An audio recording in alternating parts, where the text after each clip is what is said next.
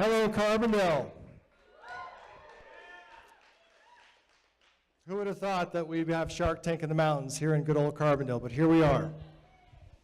So just a curiosity, we're certainly celebrating Carbondale and entrepreneurial activity in Carbondale, but we're also celebrating the Roaring Fork Valley. So I'm curious, can I get a shout out from anyone from Aspen? Nice. Basalt? GlenX Springs? And of course, Carbondale. Nice. Way to represent. Oh yeah, Marble. Is that town where they have marble? Anyways, thank you so much for showing up today, and we're just so pleased to be here to share a lot of hard work that's been going on for the last 6 months. And some of you might be wondering, well, what kind of hard work could be happening that could lead to this?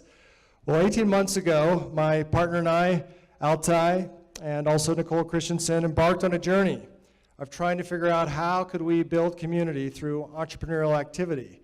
And after a lot of road trips and sleepovers and Telluride and Steamboat Springs and the Front Range, 6 months ago, let's say October, September, we decided to pull the trigger, sign a lease, and start on our own co-working entrepreneurial adventure.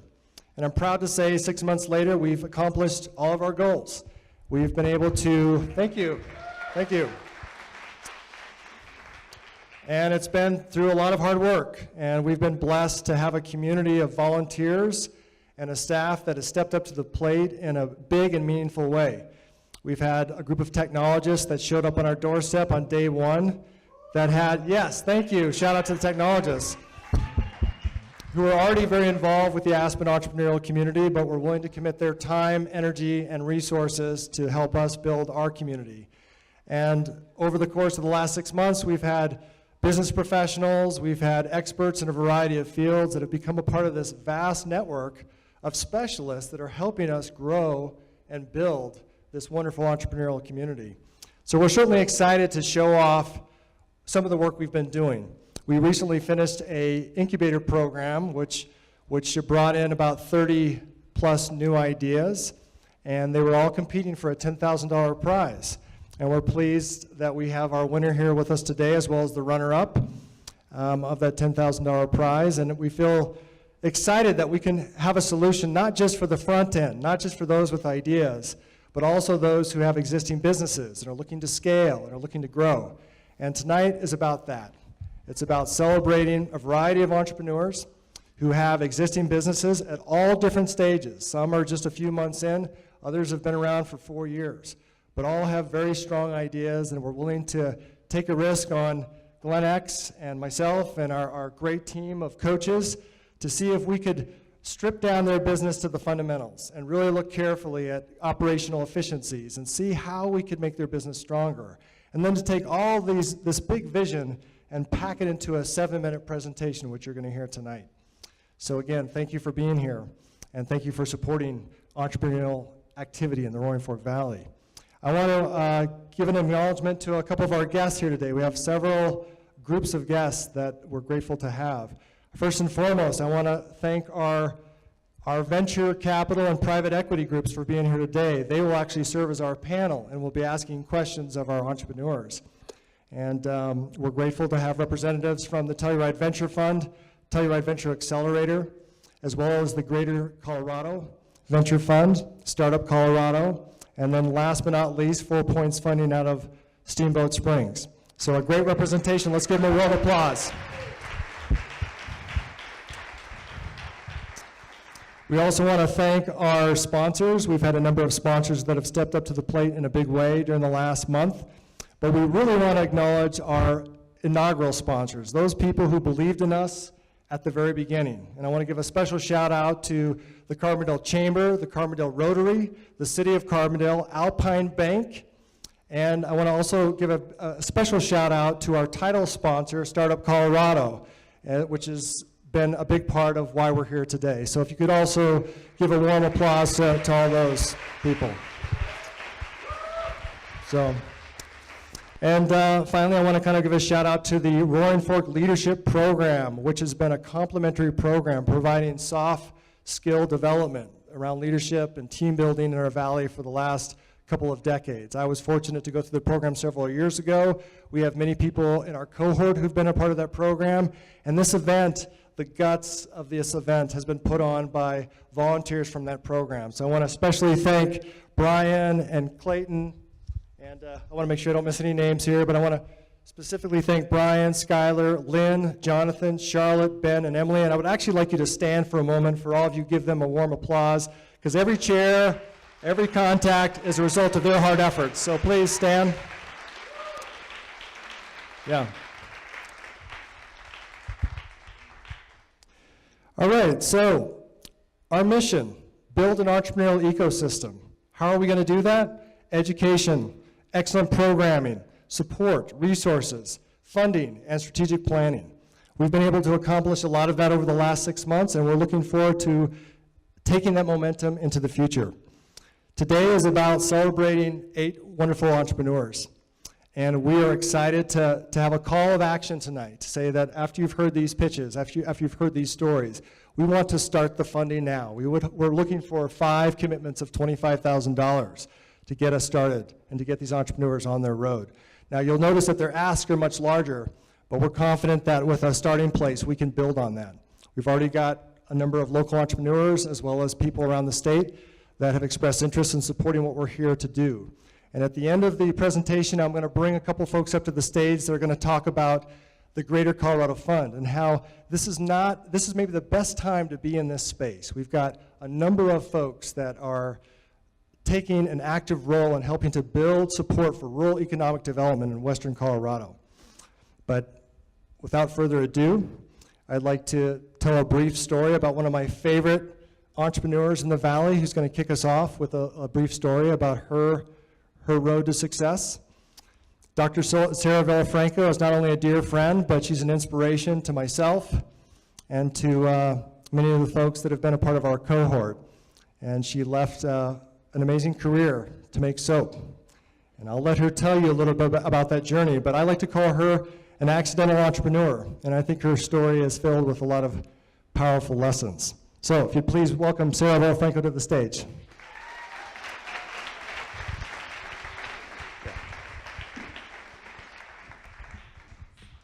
Which X do Just I right stand there in on? the middle. Wow, this is really bright. Hi.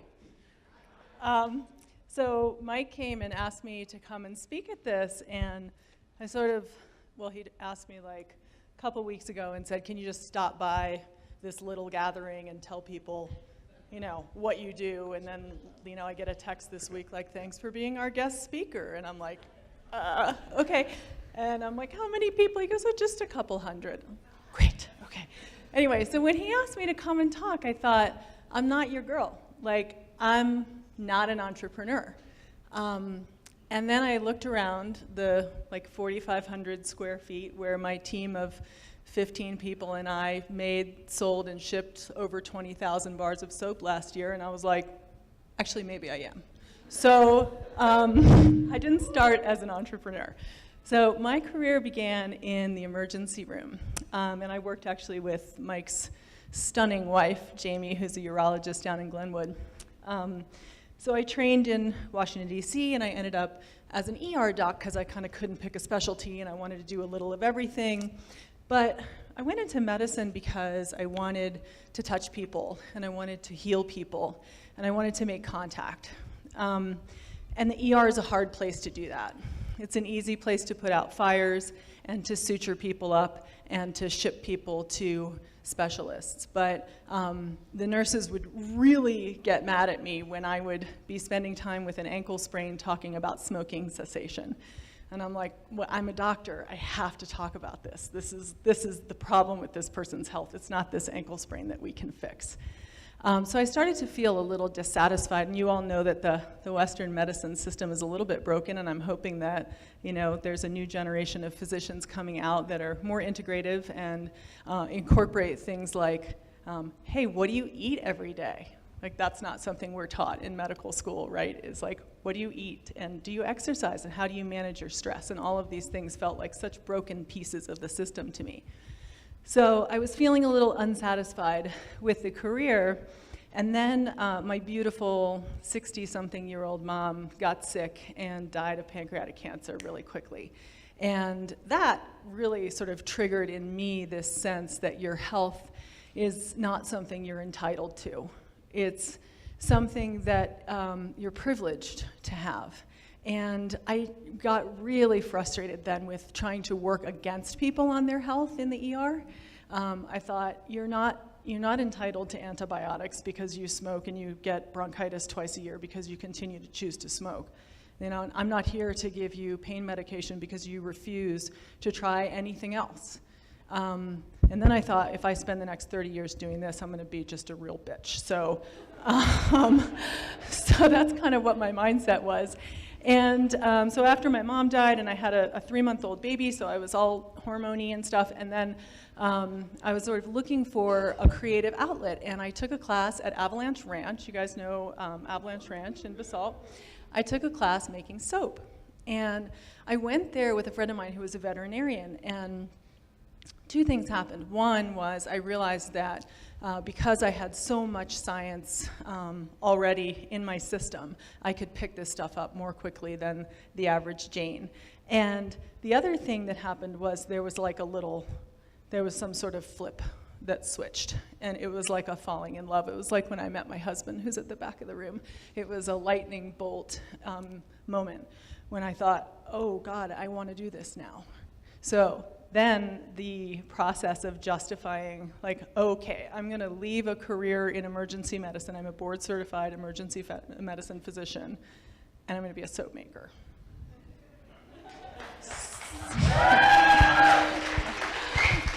So that was excruciating. So I went home and I obsessed about it quietly, and I found the friend that took the class with me sort of gave me a room in her house where I could, I called it the meth lab, and I stayed in there for a couple years with big goggles on and just made stuff and exploded stuff. And then one day I went home to my husband and I was like, no, I actually want to do this. And he was like, oh, you're serious? And yes, I'm serious. And so he has been my incredible support from day one. And not all husbands will say, yeah, sure, put the emergency medicine career aside and go 6 years without a paycheck. That sounds great. So I did it, and I decided that I couldn't do it if I kept 1 foot in medicine and 1 foot in soap, and the soap smelled better. So we launched. We'll be 6 next week, April 20th. So that was the main piece of the story that you wanted me to tell, and I think there were some other questions you wanted me to answer. I think tell us where you're at and where you're going. Where you're going, maybe. Okay. So as I said, I didn't start this as an entrepreneur, so I was all passion. When I learned how to make soap, I was fired up. And I don't know if you've seen our soaps, but they're not your average bars of soap. They're really, really pretty, beautiful bars of soap. And so I kind of fell in love with that. Then I developed an entire skincare line. So when we launched with, I think, 40 SKUs, which was incredibly stupid. And not, our margins were not big enough, to be able to, sort of pitch to wholesale accounts very quickly. That was another mistake I made. And all of these things, it's been a pretty painful learning process for me because I don't have any business experience. It turns out the MD is just not useful. So I've learned a lot along the way, but I think that, as I didn't start out with this mission of I want to build an X million dollar company, right? I just was I have to do this. Then as I did it, I realized that it was actually my medicine, because the more that I studied and learned about the chemicals that we use on our skin every day and the effects that those chemicals are having both on our personal health, on evolutionary health of our species and other species, and on the planet's health, I realized, oh, this is why I did this. This is why I had the cojones to leave the careers, because this is actually my brand of medicine. And so really what I'm doing is, yes, I'm selling products, but most of my time now that I have an awesome team in place is spent traveling and talking to people and trying to educate people. People think so much about, and you'll hear from Lacey tonight, who's doing amazing food things and deep in the world of organic farming. People focus so much on what goes in their body, but still are incredibly I don't mean this in a derogatory way, but clueless about the stuff they're putting on their skin and how much of it gets absorbed and the health impact it has. So when people ask me what's the goal of the company, I say it's to shift the course of human evolution. So it's like a really small goal. But yeah. So anyway, so as the mother of 2 young girls, you know, I see these young girls, you know, developing way too early and a lot of other reproductive problems, and all of those are coming from the endocrine disruptors that we're using on our skin and that are in the hormone-treated foods that we're eating. So really, there's a big goal happening. As far as where I'm going, I still don't really know. That's all right. I wanted people to hear about your heart, because Yeah. that's the theme of tonight. Yeah, I think And that especially if you're a passion-driven entrepreneur like I am, you have to know that you're not good at certain things. And so finding incredible team members to come in and pick up the slack or the stuff that you hate doing, like anything with a spreadsheet, I'm like, nope, I'm not doing it. And so I have spreadsheet experts now who do all of those things for me. Yeah, but that's really it. And it's all passion out of the gates. And now I'm 6 years in, and now I have to figure out really the big plan. And I said to Mike earlier, what I really want is a bigger rooftop and a bigger megaphone to shout the message even louder than I've been able to do it so far. Thank you, Sarah. Thanks so much. Thank you. Take care. Right. So we'd like as much as possible to give full respect to our entrepreneurs while they're giving their pitch. If you need to leave to use your phone or go to the bathroom, if you could just be kind enough to wait till they're done, and we're in the Q&A portion to slip out the back. And do, please, if you could just take a minute to either, maybe not silence your phones, well, actually silence your phones, if not turn them off, we would be grateful. Bathrooms, hopefully everyone knows where they're at. They're just out the hallway and to your left. And during the Q&A, I know a lot of folks will have questions for our presenters, but we're going to restrict the questions to our panel. But certainly you are welcome to meet and mingle with our presenters after we're done here and ask them your own questions. Thank you again for being here. And I'd first like to welcome Lacey to the stage. And let me just say a few things about Lacey before she comes out. She is our restaurateur. She came to our accelerator program with not a lot of business experience, but with hustle. And I think Lacey embodies a quality that I have found critical to any kind of entrepreneurial success, and that is blood, sweat, and tears. Even if you don't know how to do it, you just get in there and you get it done. So on that note, I'd like you to all give a warm welcome to Lacey.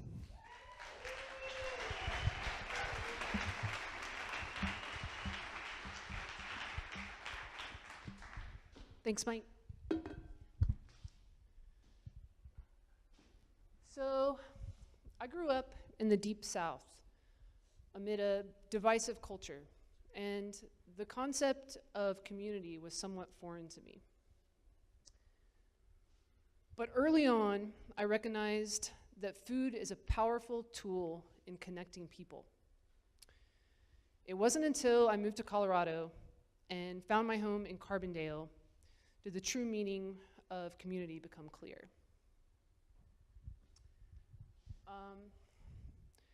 I'm Lacey Hughes, and I'm a partner of Tin Can, a food lifestyle brand in Carbondale, Colorado.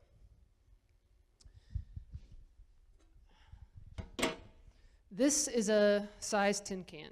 It's designed to store food after harvest for easy distribution to the food industry.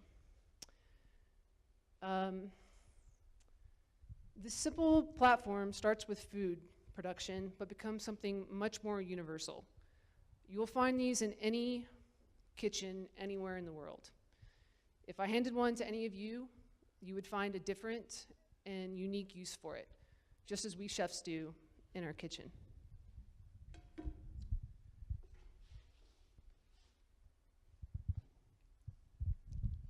Carbondale is a blend of longtime locals and transplants like myself from around the world, creating sophisticated expectations around food. With a median income of $64,000, locals spend on average 10% of their income dining out.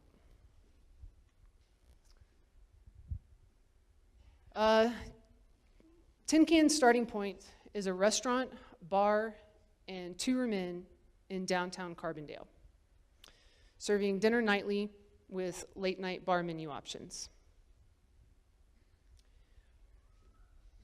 But from there, our greater mission is to create a food network by incorporating food producers and food distributors and concierge services to enhance job stability, support local food production, and most importantly, enhance the life of our customers. I'm already a restaurant owner in the community, having opened a cafe called Silo in 2014.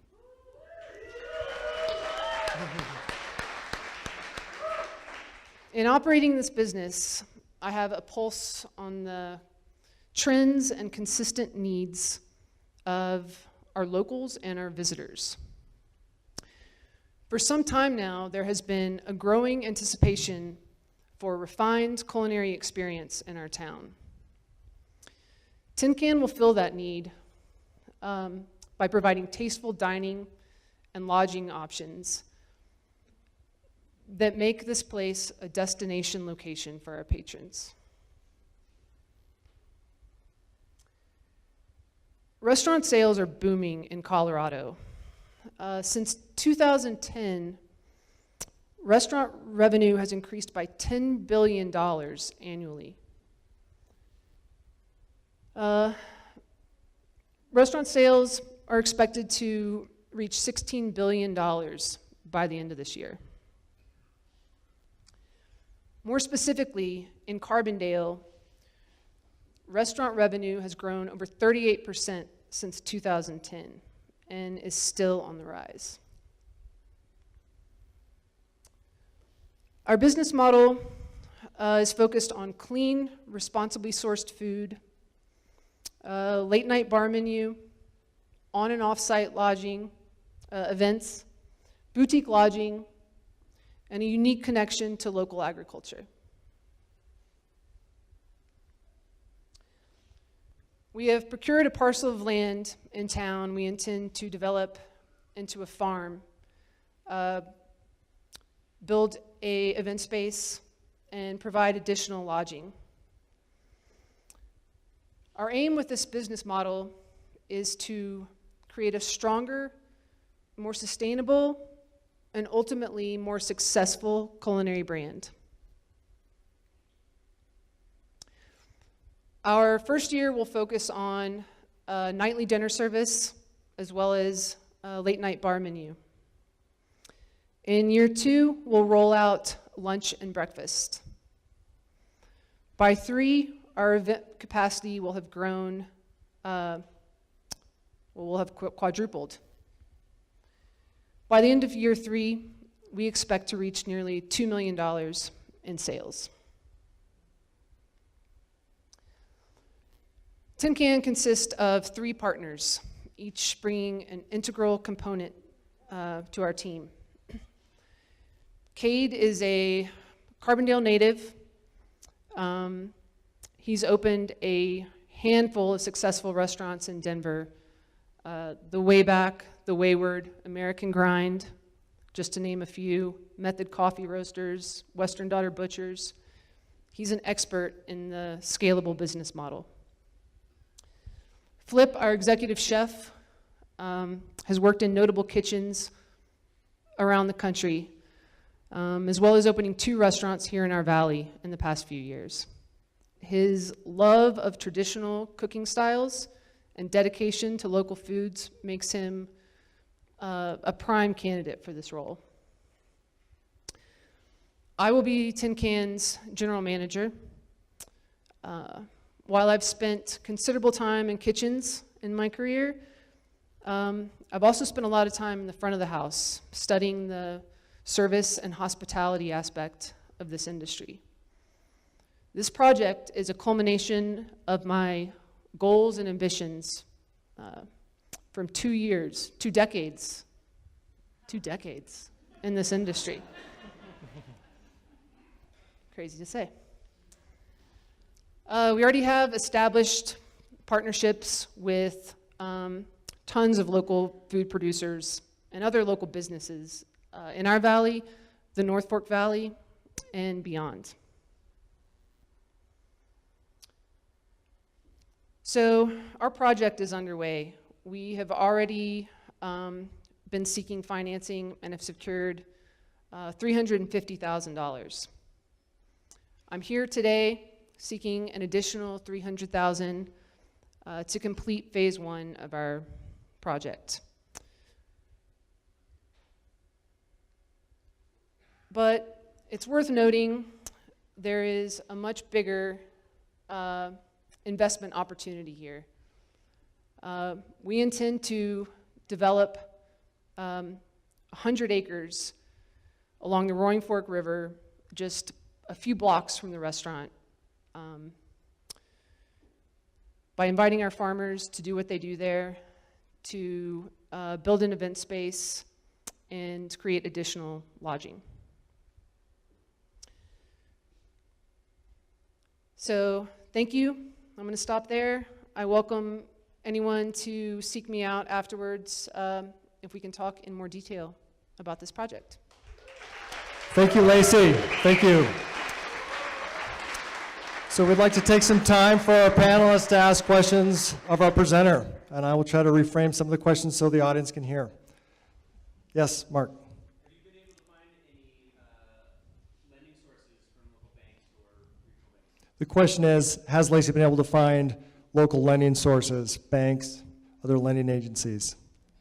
Being in the restaurant industry, I circumvented banks from the get-go intentionally.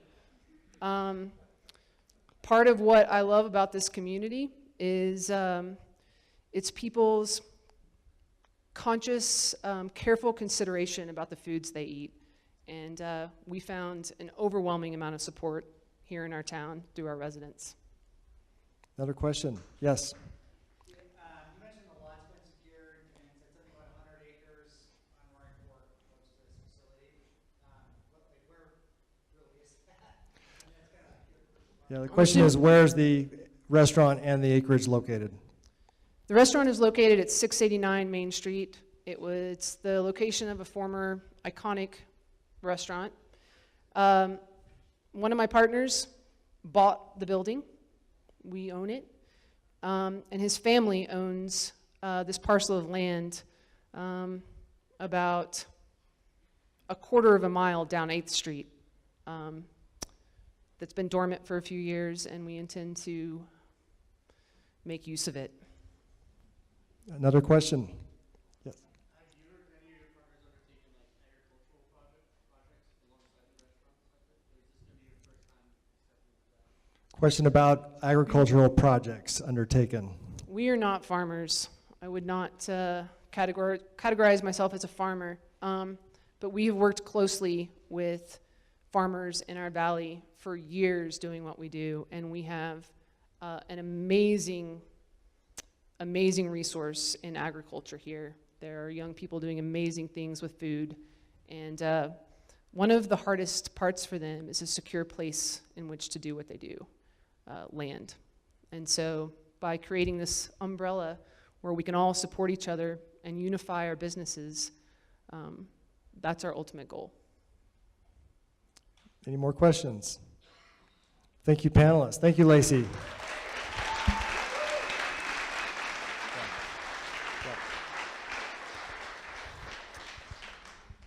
So our next presenter is a bedrock of the Carbondale community, and I think we're all hopeful she'll help to put Carbondale on the map as a business that not only serves the community in the Roaring Fork Valley, but is in the process of serving a much wider region.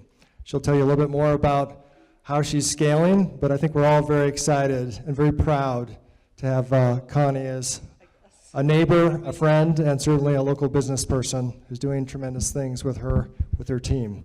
So please give Connie a warm welcome.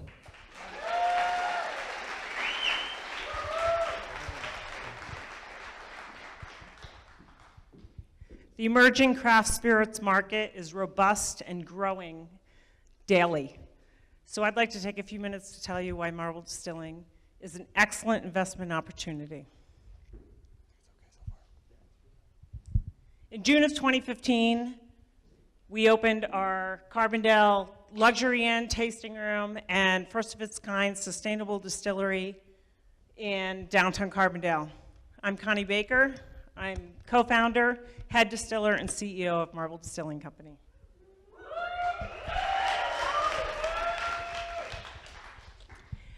I'm super excited to announce that in December of 2017, we opened our second location in Aspen, Colorado, the Marble Bar Aspen. Very excited to have a place in Aspen. So, the U.S. spirits market. Revenues over 26.2%, or of 26.2 billion last year.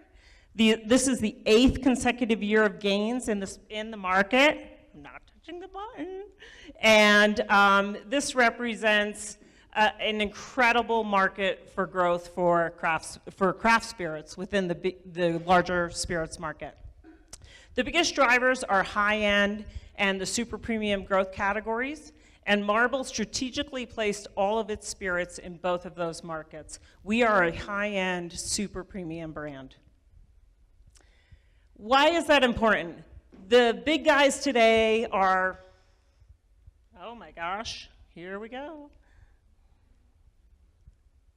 Hold on, there we go. And you saw this one. Oh, look at that one again, it's a big one. And that's big too. We love revenue growth. Okay, another big driver is whiskey. We anticipated this. The whiskey market is growing rapidly, and quite frankly, there's not enough whiskey in the world today. I want to just put that out there. It's growing at more than 16%, and we anticipated this and have been laying down brown spirits since June of 2015 when our still first started producing. In December, we released our Hoover's Revenge Ragged Mountain Rye,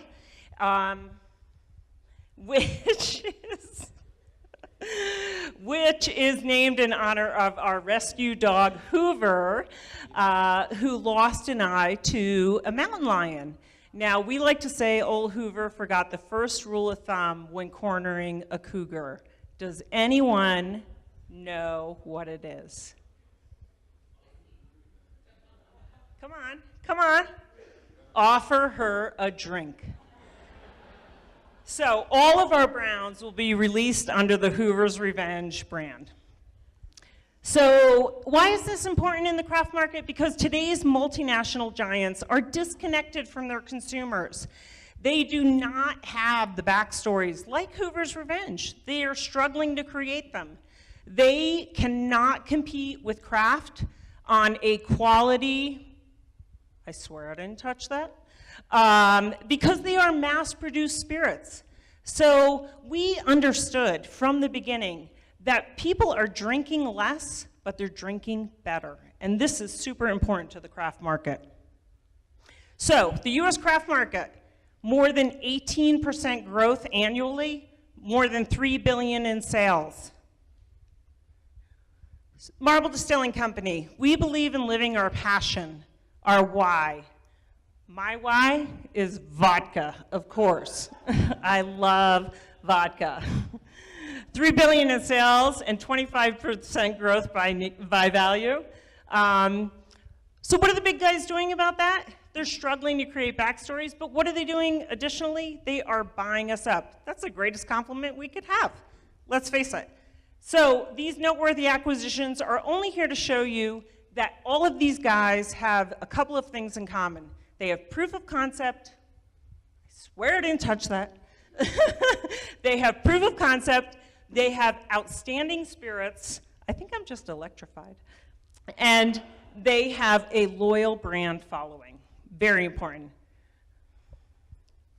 So our craft spirits are coming to you shortly.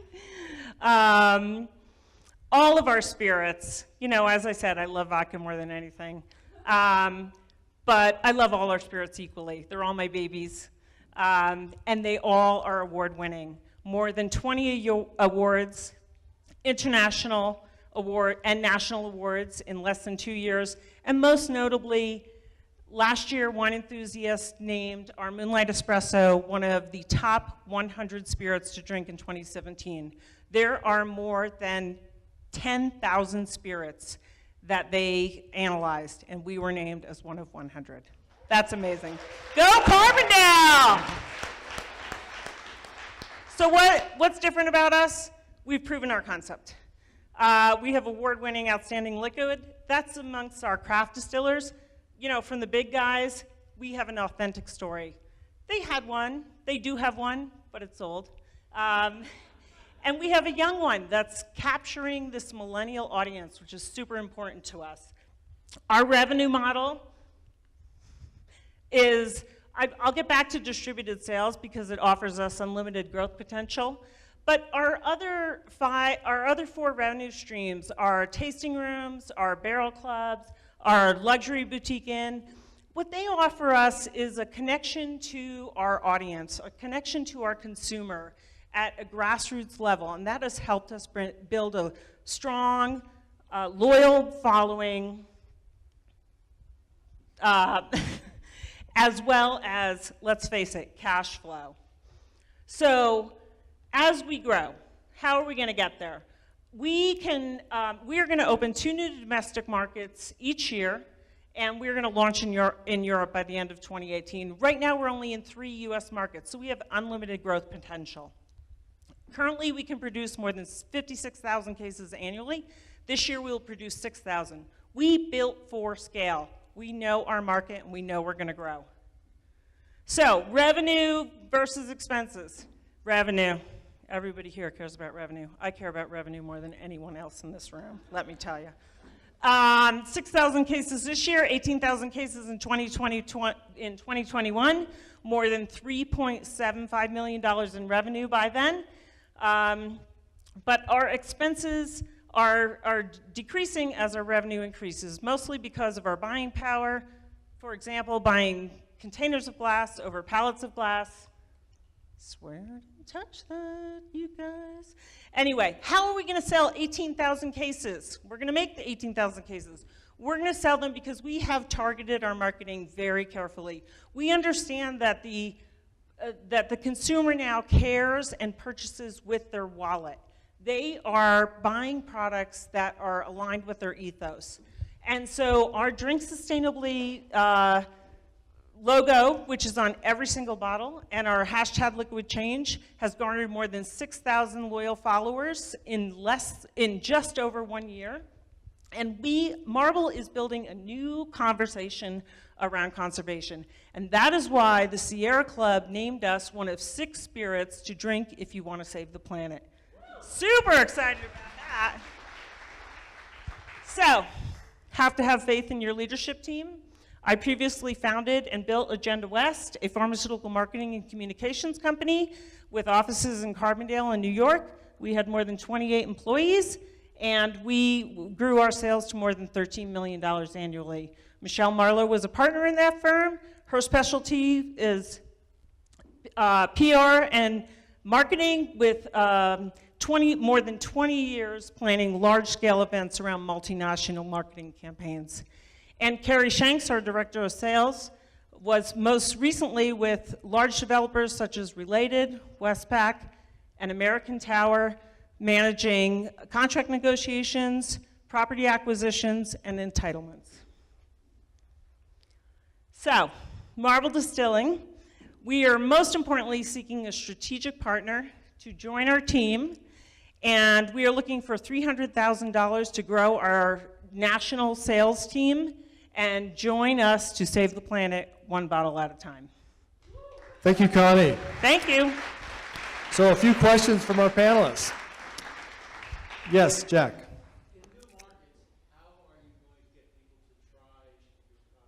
In new markets, how will you get people to try your product? We have learned very early, it's liquid to lips, the most important thing. So we need boots on the street, feet on the ground, tastings, tastings, tastings, and that is how we've grown our market in Colorado. If we get people to taste our product is 100% amazing, awesome quality, and if they taste it, they're on board. Nice. Yes. Why the separate brand for the whiskeys? So, great question. A couple different reasons. One, we really want to highlight the story behind Hoover because it's important to our consumers. It's a true story. This is not made up. I had a friend, actually our friend Mitch Myers, who helped us with all of our original branding, which we won a gold medal in San Francisco, which is the highest honor in the United States for branding at the World Spirits Competition. And Mitch helped us with all of our branding. And she launched, created Spuds MacKenzie and launched it, and told us, and went on to form an incredible agency, and said that people would pay her millions of dollars a year to create these backstories around brands. So our brand is super important to us, but the Hoover's brand, and it's under the Marble Distilling brand, is its own incredible story that people can launch, grab onto and understand, maybe greater than the Marble brand. Yes, Mark. You guys source all of your raw ingredients locally, and how does that impact your margins? All ingredients sourced locally. How does it impact your margins? So originally, all of our grains were coming out of Alamosa at costs of, broad range for some of our grains, 50 to 60 cents a pound, plus shipping. So we've recently partnered with a local rancher who is growing our wheat, our rye, our triticale at a lower cost and no shipping and no carbon footprint, or very, very low carbon footprint. So, Yeah. All right. Thank you, Connie. thank you. Thanks so much. Thank you. Yeah, so go ahead and gotta give the mic. So I'm pleased to announce that our next presenter is a software app, and I think we're excited that we can showcase a variety of businesses, but certainly the fact that we've got a few entrepreneurs that have had some success building software here in the Valley makes us very excited. And I think the fact that we've been able to access this group of technologists and tap their expertise, I think there's a number of people in the Valley that want to go down this road. And I think to have Chris as our model of how we do that and to provide a proof of concept that really makes sense has been a powerful example for our team. So without further ado, please welcome Chris to the stage. Thank you, Mike.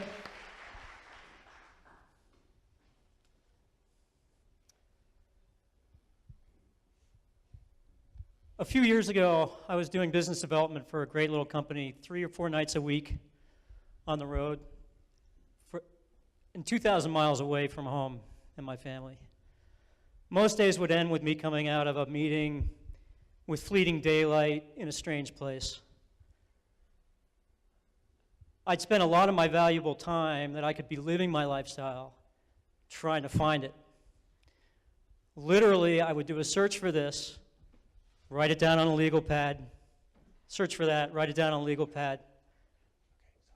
By the time I was done, I'd have a map on my legal pad of the places that I wanted to go to eat, to work out, to stay. And I was either doing that or I'd punt all together and I would just wear myself down in mind, body, and spirit. I loved the work. I just hated the lifestyle. And I thought, with all this technology out there, there's got to be an app for this, right? It was the classic line 3 years ago, but there wasn't.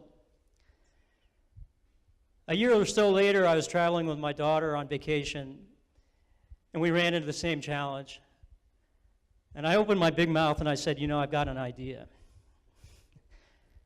I've got an idea for an app that brings all the good stuff together in one place. And from the dark back seat, I hear, Dad, you have to do it. And you can't tell your kids about your idea if you're not going to do it right. So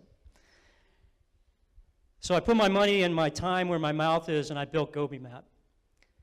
Today, we're live and free on iTunes, and we're bringing the good stuff together anywhere in the world. The app the solution that we're presenting is a complete mobile lifestyle experience that brings together high-quality food and drink, including silo and Marble Distillery,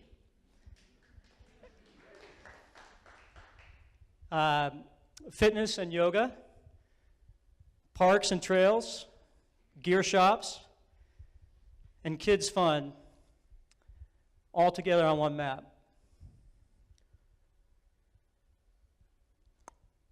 Come on, baby. The app opens with a map that's centered on your location with all the good food and drink around you. You can then click categories on and off to find just what you're looking for. And if you tap the list button, you get an active matrix of the categories that you have on with just little details like ratings and distance away from you. If you tap on any of those entries or onto the map pins, you'll get business details, including clicking through to navigation, phone, website, and hours. You can easily share a location with friends and colleagues just by tapping on the share button.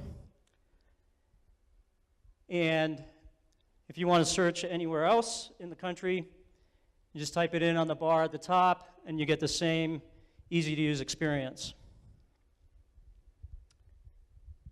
GoBeMap is curated in Colorado. It's optimized for the US, but it works anywhere in the world. In fact, I've got a professional photographer who's traveling for work right now in Mexico and Alaska, and he's texting me raving about the places that he's finding and how it's keeping him sane.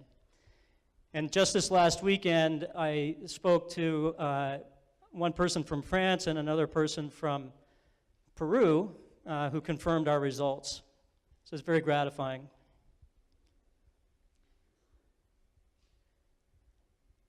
If you're relating to any of this, you and I are two of 100 million people in this country trying to live well. In fact, at 22 nights a year on the road away for each of us, there's 6 million people in this moment running into the same challenge. We are equally men and women. We're educated. We're upmarket. We're tech-friendly. We're very social. And we know what we want. We just have a hard time finding it.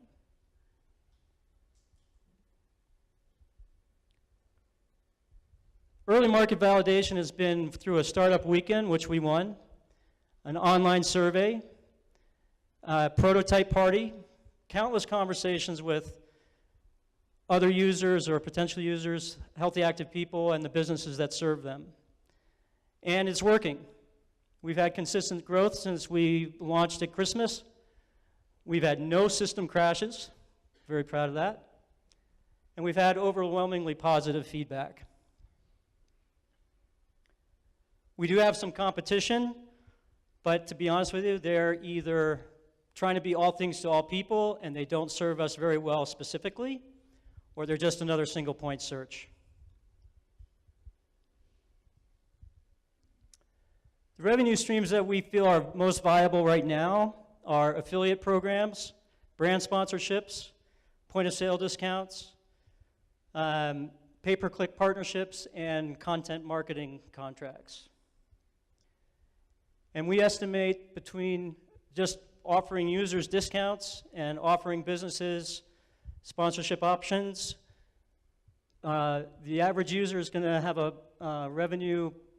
average revenue per month of about $3.85. Our marketing budget for this year, I feel really confident that we can have 30,000 users by the end of the year, at the end of the first year. We should be cash positive in 9 months. And I honestly believe that at the end of 4 years, we could be an $18 million company. I think that the market is hungry enough and tired enough to get that kind of growth. Our team is built of CTO Matt Laufer. He helped build Makina, which is a discount discovery location-based app. Jenny Liu is our marketing consultant, and she helped launch Microsoft Windows products. Guarana Technologies is a firm in Montreal that we use for development, and they just won the top App Developer Award in Canada for 2018. I've got 2 great advisors for finance and for tech business development, and a great freelance entry team, data entry team, and myself.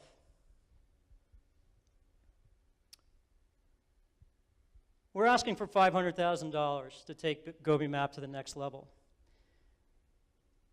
What we're going to do with that is engage more people. Right now, the main goal is to get people using this app and get it in their hands and see how they use it, see where they use it. We want to do that by expanding and deepening our traction channels. Secondly, we're going to develop stickiness and granularity along with revenue streams to make the app a more captivating experience, using Guarana until we have enough revenue to justify an in-house development team. We also want to expand our curation by using web crawling technology and also employing local tastemakers in key markets. And we really want to build an executive team here in Carbondale while using contractors and consultants as we go. So how many of you have driven down I-70 through Rifle and not thought twice about trying to eat there? Yeah, me too. While I was researching this, I found a great little deli. It's run by a Latino couple. They serve fresh, local, organic food, and they have a little gym next door. They're wonderful people, and they're living on the edge of our health culture in Rifle, Colorado. There's wonderful people like them everywhere, and I want you to meet each other. Thank you. Thank you, Chris. Thank you. So let's take some questions from our panel. I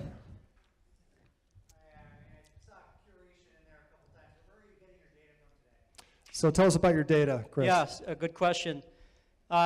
We actually, so since all of this is an experiment and none of it is scalable,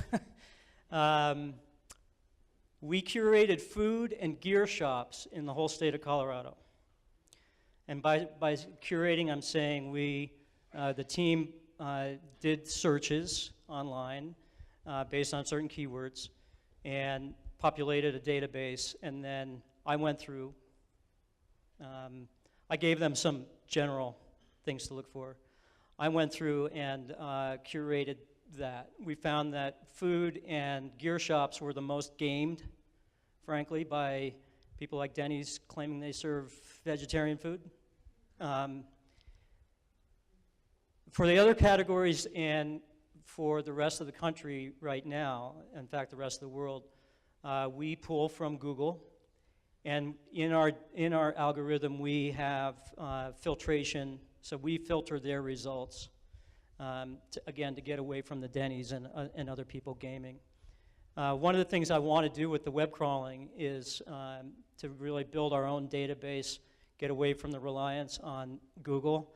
Since this is an MVP, we just wanted to get something out and see how it worked, but that's a great question. Yes, another question, Corey. How many people do you have using the MVP, and how many people are on it? How many of them are active once, twice a month? How many people are on it? How many people are active? We've got 150 users, and last time I checked, we had about 400 sessions per month. Yes, Jamie. What's the name of the deli and rifle? It's called Be Healthy, Stay Fit Bistro. Nice. It's awesome. Yeah.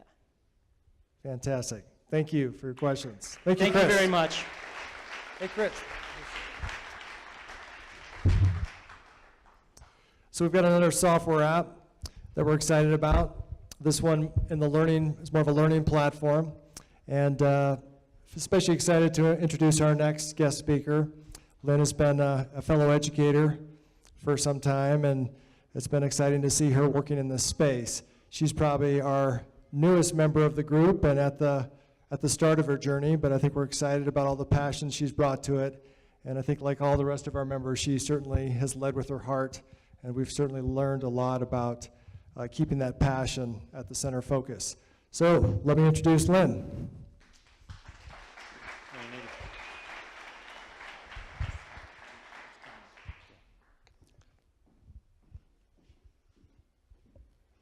Do y'all need to stretch or something? You want a quick stretch? You want a quick stretch? All right, stand up, everybody, stand up. Let's do just a quick stretch. Yay! I was just listening to some Kenny Chesney backstage because I'm also a DJ at the Country Western radio station.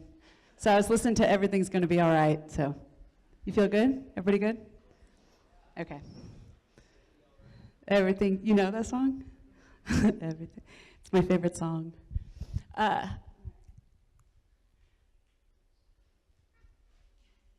We are ready for you. Okay, here I go. So Martin Luther King is in his first year of seminary school. And one of the requirements for seminary school is that you have to take a public speaking class. And Martin Luther King gets a C in public speaking. A C! Martin Luther King! Like, could you imagine what the world would be like had Martin Luther King been swayed by that C from his dream? But it happens to so many of us. Okay, I got a C in public speaking class. Who else here besides me got a C in public speaking class? I'm Lynn Aaliyah. I'm the creator, I'm the inventor, I'm the CEO of Speakeasy app. And for the last 20 years, I have been teaching at the college level public speaking and communications. I've coached everybody from famous actors to PTA parents how to stand on stage and do this thing called speaking in public that we find so difficult. And it has become my mission in life and to eradicate the fear of public speaking. And maybe to have a little fun at it while we're at it. So I'm going to share with you my plan to do that. I created the Speakeasy app.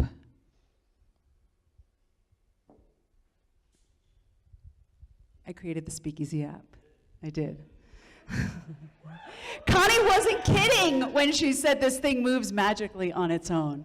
It really, really does. I will vouch for her. So the Speakeasy app is a simulated experience that lets you practice your presentation with an audience and get immediate feedback from them in the venue of your choice before you ever set foot on stage. So let me just show you how this works.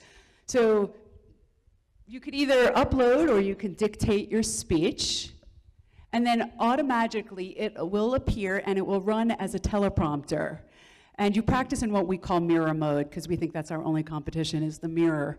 And there is a gamification algorithm, well, in the other slide, there's a gamification algorithm that detects fluency and tells you when you're ready to perform live in front of an audience. And then you choose your venue. You could choose a wedding.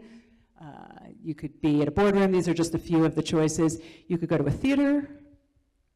You could be at a courtroom. Let's just pick the boardroom, because so many of us probably have to speak in a boardroom. And then you practice in live mode, and depending on how well you do, if you dazzle your audience, they will applaud. Yay! If you drone on, they might start fiddling on their cell phones. They might even walk out of the room. There is a cadence feature that detects your vocal, it will detect your vocal cadence, and it determines how well the audience will react. So, who are we? We take our name from the illicit drinking establishments of Prohibition. And we do so because we share many of the same philosophies as they do. They entered the emerging markets at a really critical time in our history. And the three basic tenets that I'd like to share with you that we value is, one, is they broke with established convention. Secondly, what they did is they created a culture of inclusiveness. And it is our vision to really include all of the voices in the conversation that's going on right now in the world, and to maximize who you are and to bring out the best in you.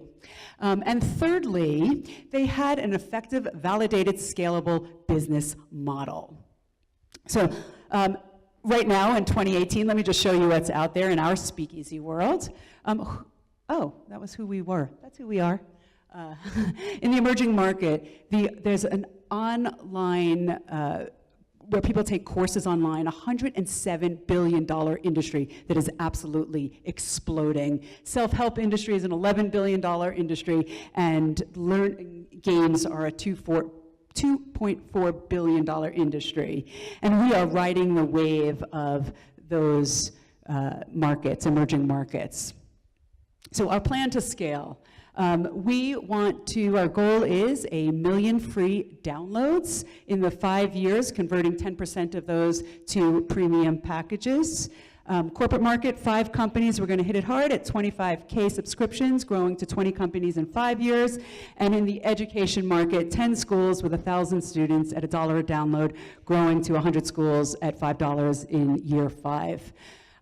We are confident that we will be cash positive in 3 years and well beyond the 2.5 million mark by year 5. It was said in the olden days that in order to start a speakeasy, all you needed was a bottle and 2 chairs. We're asking for a little bit more. We're asking for $500,000. We believe in allocating equal funds to building the product as well as marketing. And we have an 18-month runway to get it into our consumers' hands. I'm Lynn Aaliyah. As I said, I told you a little bit about myself. I'm also an actor. I've been in feature films. I'm an actor, I'm a writer, I'm a director. I've been in feature films, a playwright. My shows have been produced off-Broadway in Los Angeles, plays that I've written, one-woman shows. I have an acting chief technology officer. My CTO is Jeremy Cerise. He is a senior software engineer at Tesla. And also, let me get out of the way of the slide. Spire Digital out of Denver, they have agreed to get the product out to market in 3 to 5 years. They've built products for such companies as Smithsonian, the Navy, Yahoo, and Vail Resorts. So I want to thank you for your time. I really appreciate it. And I ask you not only to invest financially in Speakeasy, but also feel free to spread the word to your friends, to your colleagues. But most importantly, I ask you to please keep the free in freedom of speech. Thank you. Thank you, Lynn. Thank you. So some questions from the panel, please. Jack. So how does it give feedback? Question about functionality. They don't. My CTO is here. Can we talk about it? So there's a game. There's a cadence meter that detects like ums in this first iteration, the ums and ahs, pauses, and I understand that like silence is very powerful, but there's in the beginning phases, so it understands that, it reads the algorithms, and then it determines that when you are ready according to what a score is. Did that answer your question? Okay. Yeah, Mark. The goal is to get 1 million users. How are you going to acquire those users? How are you going to acquire 1 million users? Good question. We're going to be running ads as well in our freemium app. We're also looking for a strategic partner who is very savvy on the marketing side. Yes, Corey. This is what you see. We've had several conversations with Spire Digital in Denver as well. So it sounds like part of your ask will go towards Absolutely. programming Yes. development. Yeah. Thank you, panelists. Thank you, Lynn.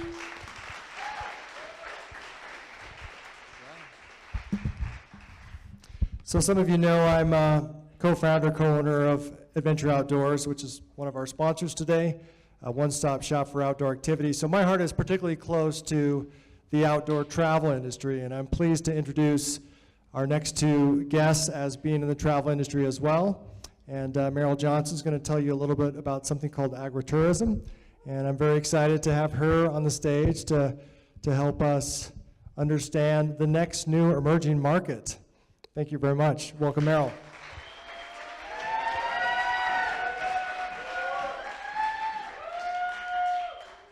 Hi, I'm so excited. All right. Okay. Thank you all for being here. Is everyone having fun? Woo! Great. Okay. Well, over 20 years ago, my family moved from Chicago to Carbondale, leaving 2 corporate jobs behind to a farm that we now call home. And it has been transformational. For the past 20 years, we have been operating, working, and experiencing a family farm. It has transformed our lives. We are stronger, connected, we're active in our community, and we have cultivated a strong sense of stewardship in our relationship with our land and the environment. It has been a gift, and it's a gift that we're wanting to share with the world. Hi, my name is Meryl Johnson, and I am the co-founder and co-owner of Cedar Ridge Ranch in Carbondale, Colorado, a 67-acre working family farm that for the past 20 years we have been offering horseboarding, horseback riding, and training. But we are so excited to be opening up our farm and entering into the new emerging market of agritourism. Let me share with you about our business model. We are excited to be opening up to overnight farm stays, where travelers from all around the world can come and experience a farm. We will be open up seasonally, and there'll be glamping accommodations. Has anyone ever been glamping? Yes? Does anyone know what glamping is?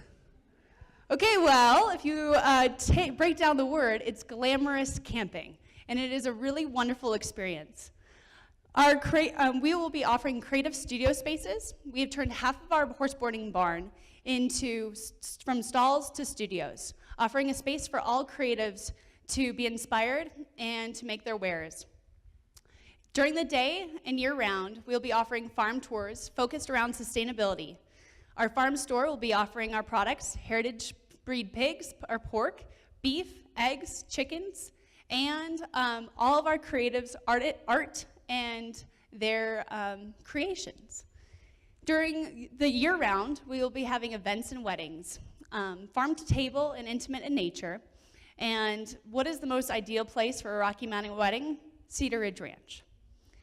This shoulder season, we'll be working with businesses, local and nonprofits, to create corporate retreats and offer wellness and educational programming.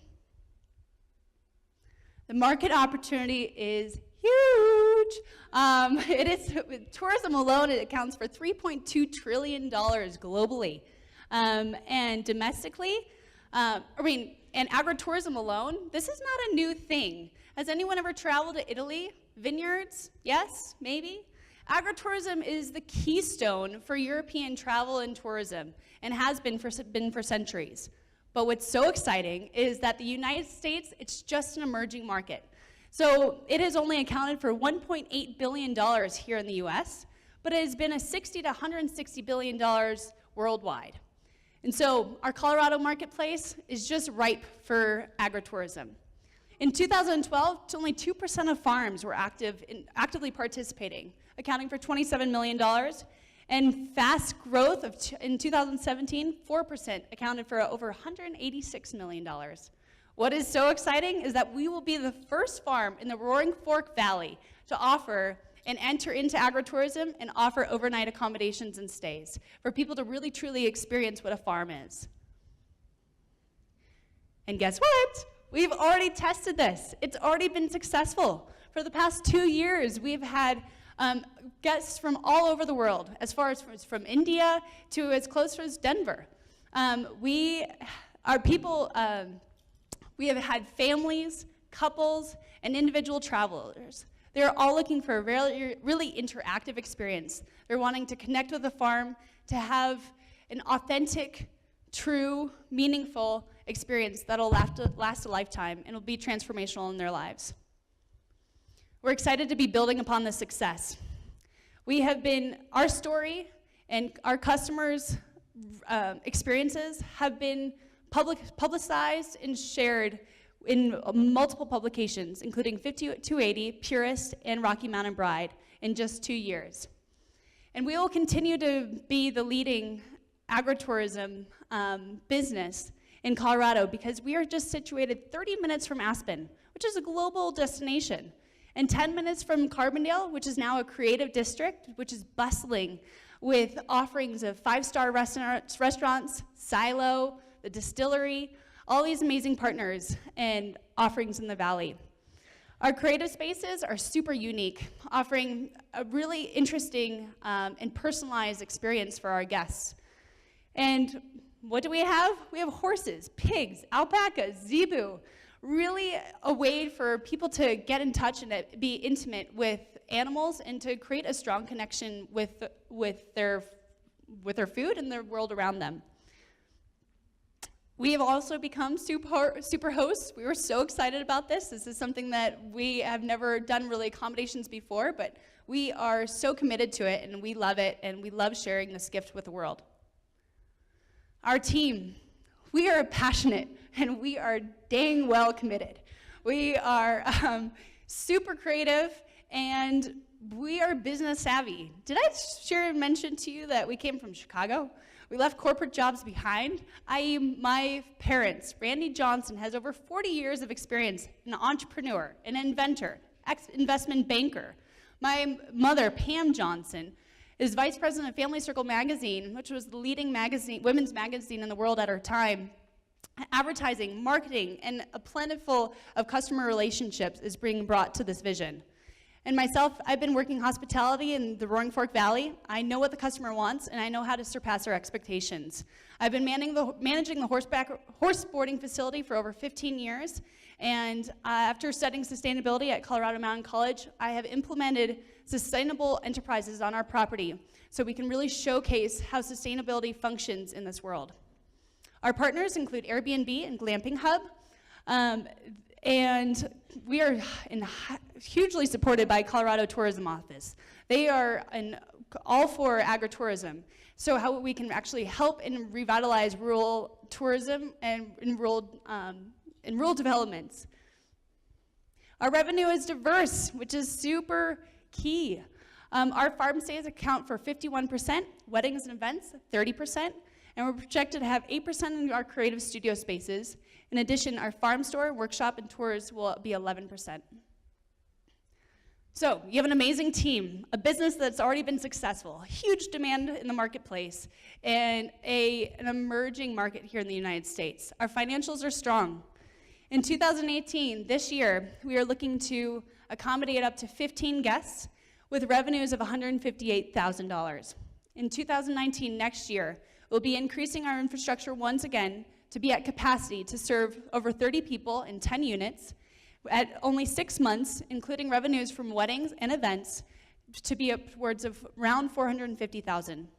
Then our third year will be steady, and we're not looking to get rich. This is a priceless experience. We're wanting to share this with the world. This is about giving a gift. And so we'll be seeing 10% growth, and that'll be from our farm stays, our weddings and events. And we look forward to having repeat customers, which we've already had. Our ask today is about this, right here. This heart is huge, and we are committed to be giving this gift. It has been a transformative gift, and we're excited to share it. And so we're looking for an investment of over $230,000, and half of which will be going to infrastructure costs this year, and half of which will be working capital for the first year and a half to get us up and running. We're looking for an equity partner or a convertible loan. Join us. We are ready, and we are so excited to be sharing this gift. Join us in sharing the gift that we have intimately received, one that's transformative. Let's invite people to come, connect, create, and cultivate here at Cedar Ridge Ranch together so they can have a stronger positive impact in their family, their community, and the world around them. Thank you. Thank you, Meryl.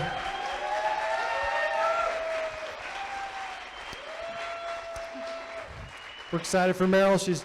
Her and her family have put a lot of hard work into the permits required, and they're kind of moving in the positive direction to getting all that worked out and getting ready to launch.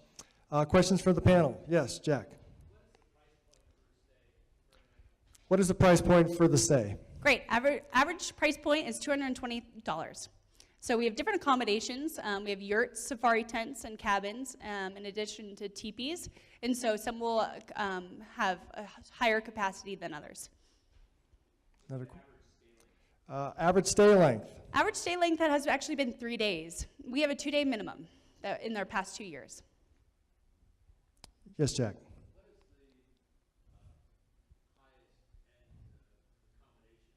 Sure. So the highest end accommodation is actually our yurt currently, and that's $275 on the weekend. It is a queen size bed, beautiful linens. All of the furniture has been family heirlooms from over 50 years, and it's a true beautiful experience. So it's under the stars, but you have all the pleasures of home. So people who maybe have never been camping before, so glamorous camping, you have electricity and water, and you have linens and sheets, but you got to be outside amongst the amazing stars in the Rocky Mountains. Yes. I think I heard you say permit. I understand you've had guests, some part of this is built out, but are there any hurdles with respect to growing the operation, to this local community here? Yeah, so as Mike mentioned, we are currently in the last final stages of working with Garfield County for land use permit approval. And so that is really our last hurdle. And once that is obtained, we are excited to be opening up. Yeah. All right, thank you, panelists. Thank you, Meryl. Thank you. So go ahead and bring.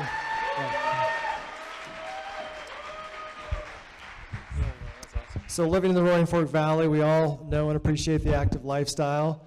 Proud to introduce our next panelist, or not our next panelist, but our next presenter, who is a longtime runner and has been a part of the running community for some time. Not only has she been the editor of Trail Running Magazine, but she has also been somewhat of an expert in the marketing arena, has worked for Backbone Travel, and now she is migrated to something that's a little bit closer to her heart. And I'll let her tell you a little bit about that. Please welcome Eleanor Fish.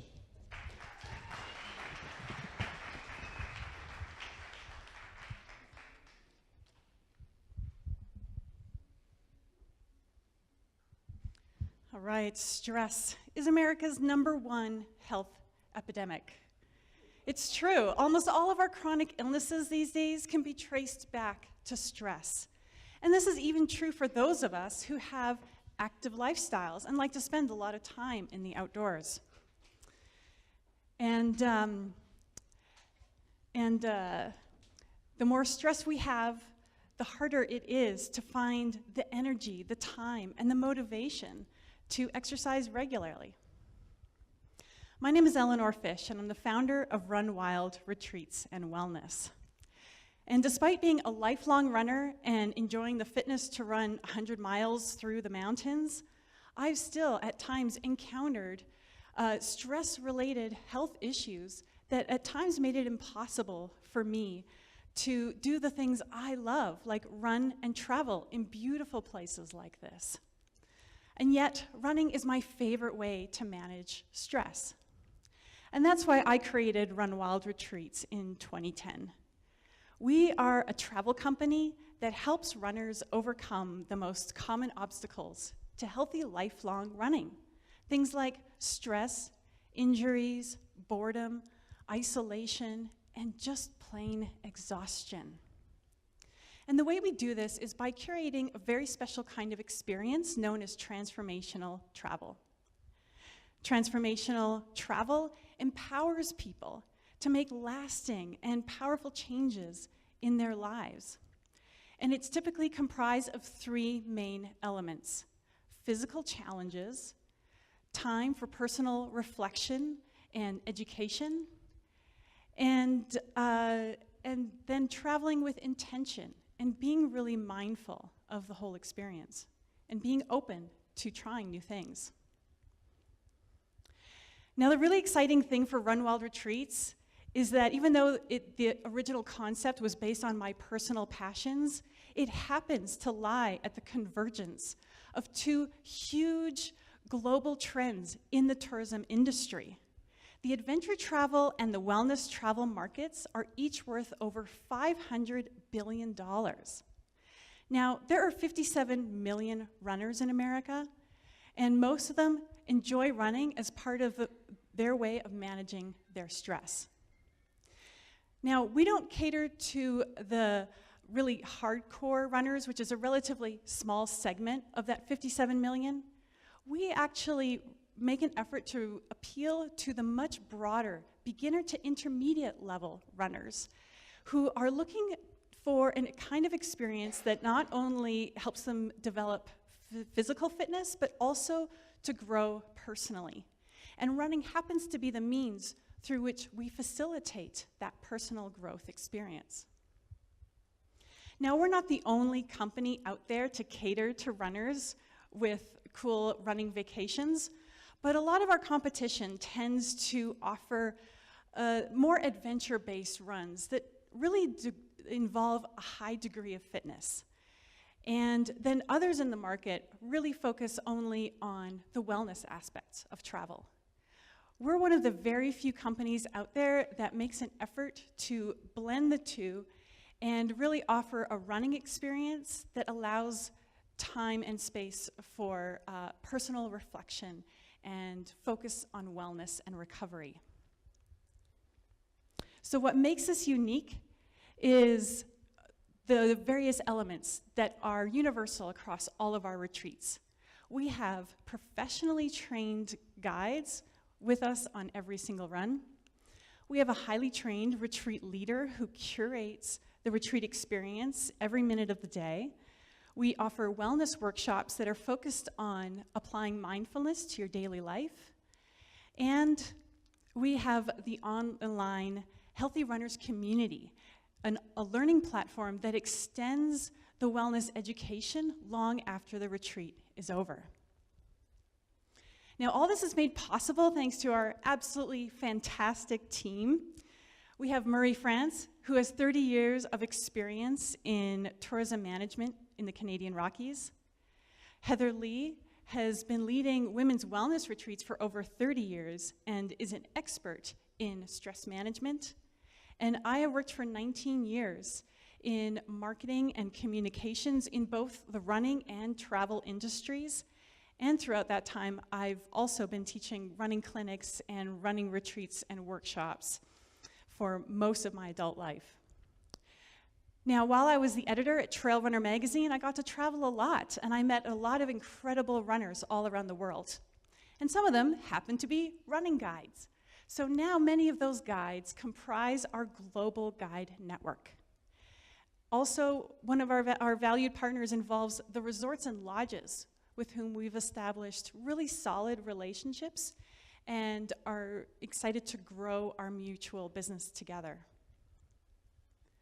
Now, our business model is comprised of two main revenue streams. 30% of our revenue comes from our domestic retreats held here in the Western US. They're typically 4 days long. And 70% of our revenue comes from our international wellness retreats that are 7 days long and take place in Europe, South America, and Canada. Now, in our first few years of operation, we really achieved proof of concept. There is a huge demand for this kind of wellness and travel experience. Since 2015, we've grown by 207%. And also during that time period, we've received 9 million media impressions. And a lot of those have been in not just running magazines, but in major lifestyle and broad-based magazines. And those kinds of media placements have really helped us appear much larger than we actually are, which is kind of cool.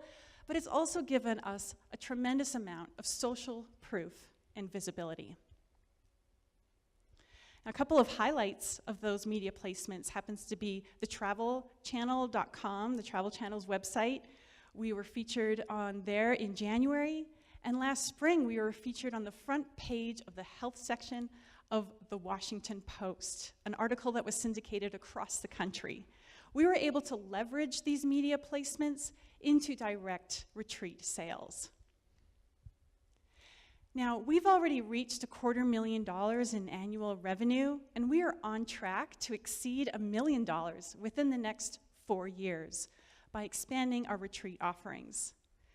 We plan to do that by using a controlled growth strategy that is really focused on staying very in close communication with our loyal customers and incentivizing them to book a retreat with us year after year after year as part of their wellness routine. And then we're going to expand our proven success in media relations to continue to reach new customers.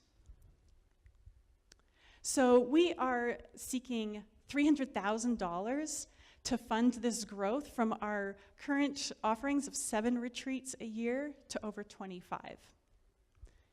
And that $300,000 will be divided into 3 main categories. It will be used to grow our internal team, to expand our highly successful sales and marketing tactics, and then also to scout out new retreat destinations. So by investing in us, you would not only be investing in a very progressive and on-trend travel company, but you would really be making an investment in something that helps people improve their lives and their well-being.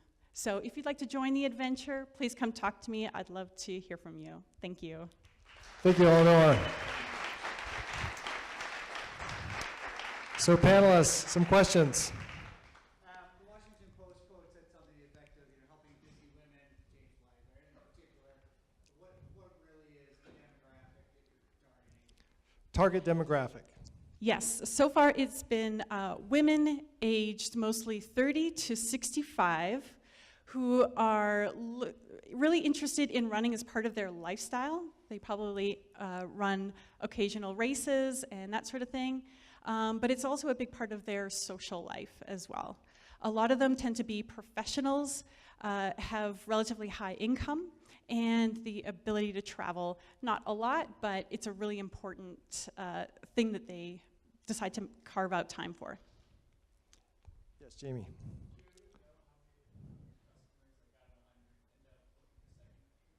What kind of return, what kind of loyalty program? That's right. Data do you have? Right now, it's about 15%, but that's because I haven't really put as much focus on that as we are now. And so now that we're really making that a part of the business model, it's working really well. Just last month, we had a retreat in Moab for 18 women, and the week after that retreat, 2 of them booked a retreat in Ireland for this September. So I expect that number to grow a lot. Yeah. Mark, did you have a question? Okay, great. All right, thank you. Thank you, Eleanor.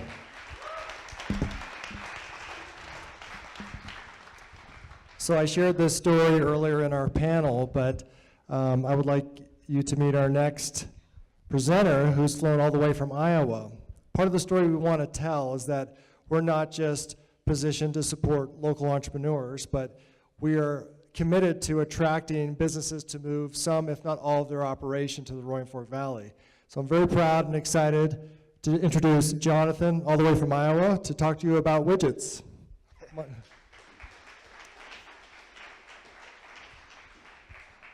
Thanks, Michael. Yep, the widget guy. So I'm here to talk to you about Parent Industries, and before that, I just want to say it's great to be in the Valley tonight. This was my home full-time until I moved away in 2016. I was the director for the Heart and Vascular Center at Valley View Hospital, and was called away really out of a passion for my family business, which had been in existence for nearly 40 years, when my father had become ill and was no longer able to run the company. I've since been there now for about 2 years, and what I've found is that Perrin Machining Company, the company founded by my father, needs to change. The industry that he started in has moved overseas to Asia. That's the automotive, appliance, plumbing industry.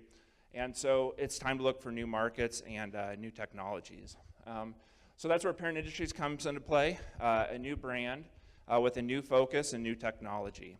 Parent Machine Company will continue to service our longtime customers, but we're looking to move in a new direction for the next generation.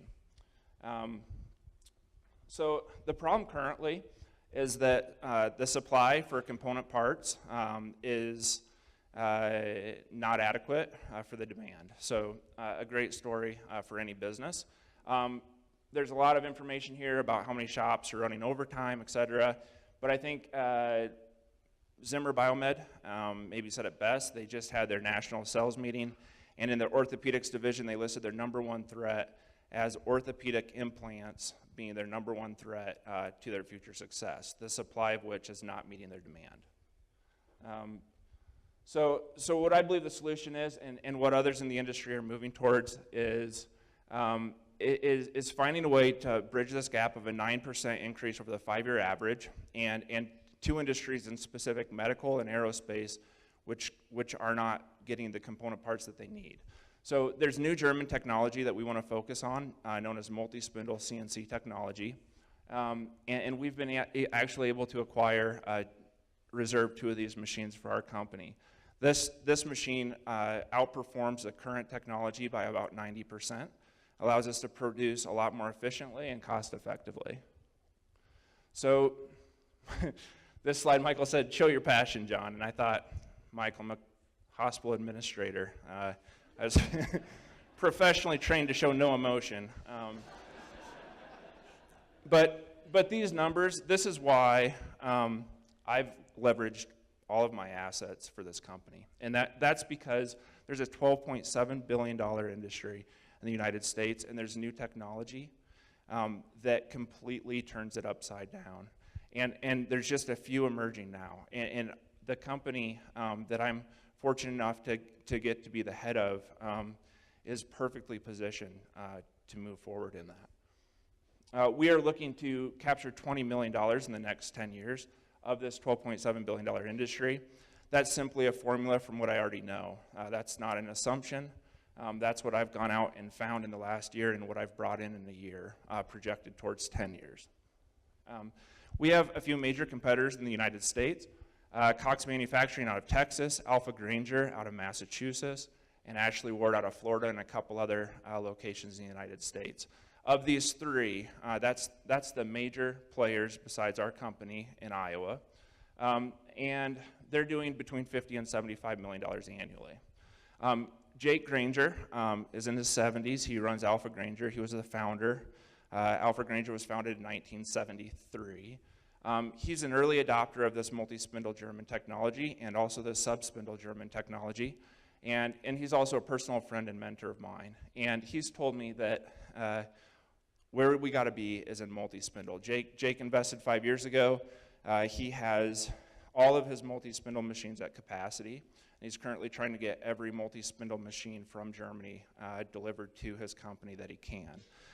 Thankfully, despite his efforts, we've been able to secure 2 machines. So we have a multi-spindle CNC machine known as a MS16 Plus and a sub-spindle CNC machine known as a C100. This allows us to cover a wide range of diameters and quantities from 10,000 to 10 million. And so that's why these have been chosen. There's a couple parts here common to the aerospace that are often made on these machines, so I've just thrown those up. I also have a lot of samples on the table next to my booth there that you can look at if you like. So again, we really want to go after the medical and aerospace industries. That's what these machines are truly designed for, although they can certainly do other things. But this is really where the U.S. market is headed and where we want to be. So we found in the last year that touring the country and doing trade shows was a very effective model. It allowed us to maintain the revenue that would also, or often goes to sales reps with other companies. And we just found that there's so much demand that really we don't need sales reps. We can just go out there ourselves, tell our story, let people know what we have, and we can get the business quite easily. So we have some distinct distribution advantages I'd like to point out. We're well established already in the market. The parent name is well known in the component parts industry, and so that's certainly an advantage. We're known for quality and on-time delivery. But we have a lot of purchasing power. This allows us to buy material and tooling up to 60% less expensive from our smaller competitors, just because of the quantity that Parent Machining Company, my father's company, is currently purchasing. We plan to continue our trade shows in the third and fourth quarter of this year prior to our launch, which we hope to do in the fourth quarter. And we also want to build a dynamic website and start doing some targeted pay-per-click campaigns for the medical and aerospace purchasers. We are starting with initial partners, which we found from our efforts this last year. Those are ClickBond, an aerospace company, Rhino Tools, a specialty manufacturer of heavy-duty equipment, and Calefi, who's an Italian company that specializes in radiant heat component parts. Our financial projections, again, this is just a formula based off of our sales to date off of our efforts last year. So we have an understanding that each machine that we buy can produce roughly $2.1 million annually. And so with the first 2 machines that we plan to acquire, we assume that in year 3 we can be at 50%, which would be roughly $2 million in gross revenue. By year 5, we plan to be at roughly $4.2 million in gross revenue, and then take that further to buy 2 more machines at that time to quickly advance us to our $20 million goal. Looking forward, I've secured a $1.65 million for the purchase of the equipment, but I'm looking for a strategic partner to come alongside and give us another $500,000 for operating expenses, tooling, material, marketing, and these trade shows in the coming months. There's also aerospace and medical certifications that are required to sell to these industries, and so this $500,000 would also be applied towards those goals. The leadership team, of course, consists of myself and also Abigail Rauch. She's very familiar with our company. She did all the sales trade shows with me last year for Parent Machining Company, and she's made herself available for Parent Industries as well, and so she'll be touring along with me this year. She's well connected due to her full-time role as a purchaser for Fisher Controls, which is a large valve company in the Midwest, and so she's a great asset to us on the road. And also Scott Kepler, he's a 25-year employee of Parent Machining Company, and he is going to come alongside and work on a contract basis for us to maintain our quality, but also fulfill the requirements for our certifications. So the story kind of began with my family, and so I just want to mention that the Valley is really where I love to be. And so for Parent Machining Company, when I came on board, I came out and found some of the, well, I started to use the same marketing companies that we used at Valley View Hospital, because I found them to be such passionate and talented people. And so they've done a great job for us for Parent Machining Company, and they will also continue to help us with Parent Industries. And so it's a great way for me to stay connected in the Valley, and excited. So please feel free to ask me any questions about the company after the meeting. Thanks. Thank you, Jonathan. Panelists, some questions, please. Yes, Corey. Will you be able to get enough machines to hit the $20 million goal? That's a good question. So because of the purchasing power, again, this is where Parent Machining really helps out. The size of our company and our longstanding relationship in the machining industry allows us avenues to get machines that otherwise would not be feasible. A typical startup would not be able to get access to these machines that we've been able to. So yes, I believe we will be able to. Mark. Sourcing raw materials. It depends on the material. A lot of the stainless steel, titanium, those metals come from the Chicago area. Brass and copper comes out of Ohio. Yes, Jack. What do your partners bring to the table? So they bring POs right out of the gate is really what they bring. They're all customers that we've produced parts for this year, and so that means that when we add this new equipment, we'll be able to take on new pieces for them that we can't currently do with our existing equipment. All right, thank you, panelists. Jonathan, thank you so much. So before I bring out our last presenter, I just want to thank our audience again for being here and supporting what we're about. Certainly after we're kind of in the home stretch here, and we invite everyone to linger and visit with our presenters and learn a little bit more about their company. We'll continue to be serving alcohol and a few additional snacks, so you're welcome to kind of hang out. But I think we've tried to provide a variety, and I'm especially excited to introduce Angelina, who is really a part of a market that is changing dramatically. And I think what excites me so much about her and her business is that she really has a sense of what it looks like to be on the front end of the change and what that means for her and for her company. So please give a warm welcome to Angelina.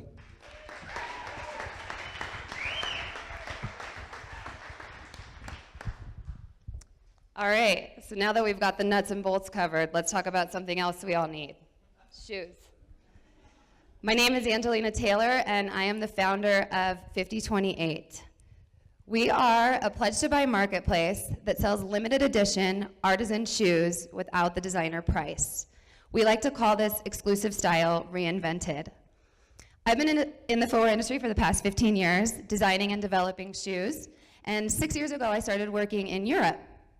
And it was a big change from working in China. There was such incredible talent there, their speed to market, their kind of technical know-how, and their just kind of our working experience together was pretty amazing. At the same time, Kickstarter was becoming a popular platform. And I thought to myself, their skills and talent, my creative design talent, experiential retail, this could be a dynamic recipe. 2017 has been referred to as the retail apocalypse. A record number of stores have closed in 2017. No secret, when you walk around, lots and lots of empty resale space. This is due in large part to upfront inventory commitments, rents raising, copycat products and generic products flooding the retail spaces and having nowhere to go but the landfills or discounters. At the same time, spending habits are changing. People are shopping online, and millennials and Gen Xers have the buying power now. And they're not looking for mass-produced commercial products. They're looking for brands with story, brands with heart. They're looking for artisanal, authentic, personal, environmental, unique, local. So 5028, we're returning to the craft of artisan footwear. 5028 gets its name from my grandfather's hardwood floor company that he was very successful at, and he operated at 5028 Douglas Lane. He stood for craftsmanship, quality, and integrity, and we are instilling these values in our brand today. I design all of our shoes here in Carbondale, Colorado. We manufacture them in Spain and Portugal with US manufacturing on the horizon.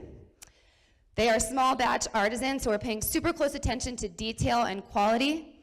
Limited edition, all of our shoes come with a certificate of authentication indicating how many were made and what number years was in the process. We crowdfund some of our lines, so if you pre-buy a shoe from us, you come along the production journey with us. So we're really connecting our consumers with the makers of their shoes. So we have certain little touch points that we let you know, hey, this is what's going on with the making of your shoe. And lastly, we have a strong mission to help and break the stigma behind mental health. So we donate $5 from every pair that we sell to mental health organizations. Locally, we partner with Aspen Strong. The average man buys 3 pairs of shoes a year, the average woman 7. They have 19 pairs of shoes in their closet at any given time. The apparel and footwear industry rose to a record $361 billion in 2013. This was more than cars, alcohol, toys, or practically any other industry. This continued to grow in 2015 to $381 billion, and footwear saw a 6% growth in 2016 with $12 billion of sales coming online. So as I mentioned, millennials and Gen Xers are looking for something different, and this is kind of making way for new brands to emerge. So lots of crowdfunding models, new age retail experiences, socially conscious, personal subscription models coming about and becoming quite successful, which is super exciting. So why us? We are artisanal and authentic, as I said. Our quality is of the utmost quality, and we do not inflate our prices. We are offering our shoes to our customers at very fair pricing. We provide year-round product curation, so our customers and our retailers can refresh their closets and their retail space very, very often. And this is also a great model for our factory partners as well. So they don't have to work in these kind of seasonal models. This provides them with year-round work. As I mentioned, we're experiential. If you pre-order shoes from us, you come along the journey with us. And as we grow our following, we're going to be opening up our design platform to anybody. So if you want to submit a design, submit the design to us. Our followers vote, we'll design it, which we think is pretty exciting. Lastly, we're ethically made and environmentally better. We don't ship a box inside of a box. All of our shoes are shipped inside of a reusable bag.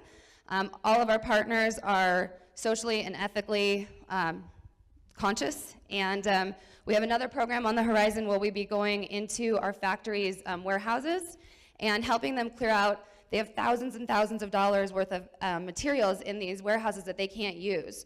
So we're going to go in and creatively put them into our products, which we think is going to be a pretty exciting program. So we beta tested the market in the last quarter of 2017. In 100 days, we sold 100 pairs of shoes and grossed $15,000 in revenue.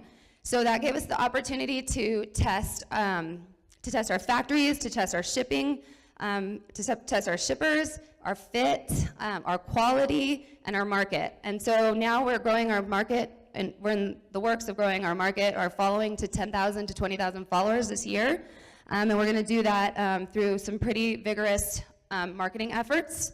We're currently working with a marketing company that we're going to really push our marketing efforts, our PR, our affinity and affiliate marketing.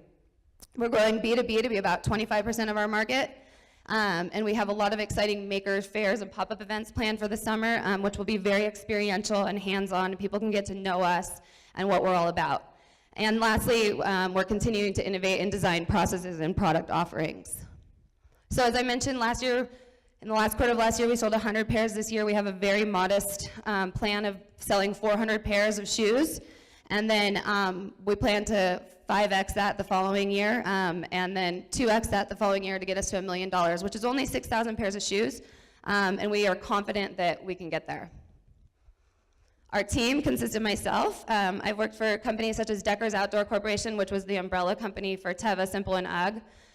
Oakley, the North Face, and most recently Taos Footwear, where my design and brand management efforts helped to 5X the business, 6X the business, from $5 million to $30 million. So my husband, Mike Taylor, is a sales guru. He has risen to the top of his sales division countless times at Enterprise, Trada, and NetFactor. Valerie Arnold is heading up our operations. She's worked with companies such as Levi's, Billabong, and Patagonia. Brian Ward is heading up all of our IT, and he's brought Orbitz, British Airways, and the UK National Lottery online. We're super honored by our factory partners who have a combined 100 years of experience. They're based out of Spain and Portugal, and they're amazing factories. They're family run, and we're just, like I said, so honored that they're on board with us. So we're here today seeking $200,000 that we will use towards our marketing, manufacturing, and development efforts. We're looking to do that in form of an equity loan or convertible note. And we're really looking for a strategic marketing partner to help push us to the next level. Mostly, we're just super excited that the world is changing and technology advances have made it possible for us to start a footwear company in a rural mountain town. What was once impossible is now possible. So we will be on tour this year. Like I said, come see us in Austin, Boulder, Nantucket, Carbondale, LA, Denver. Come check out our shoes, and we would love to talk to you. Thank you, Angelina. So a few questions for Angelina, our last presenter. Beta to get your first 100 pairs sold. How On our own So platform. tell us the story of the first shoes you sold. Yeah, it was on our own platform. So we have just through marketing efforts and getting the word out. We didn't use Kickstarter. We have like the platform within our website. Ad spend. So cost of acquisition for that ad spend. Yeah, I think it was approximately 34. Yes, Jamie. How much does it cost to make a pair? Yeah, between 25 to 45, depending on, boot, sandal, whatever. Your average. Yeah, and the shipping, and then plus shipping. Yeah. Other questions? Thank you, panelists. So round of applause. I'd like to bring all of our entrepreneurs up here behind stage, and if you could hang on to that mic, Angelina, because you're going to give it to someone. But please, all our presenters, come back up on stage. Line up behind me. Thank you.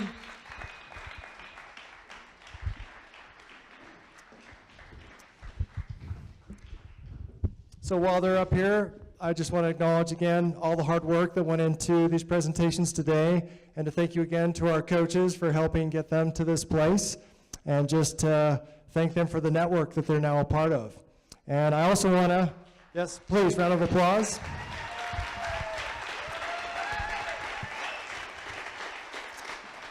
And you were sort of watching the backs of 5 heads for most of the evening. Gentlemen, if you don't mind standing up and face your audience, I'd like to actually give some names to those heads. So, yes, round of applause.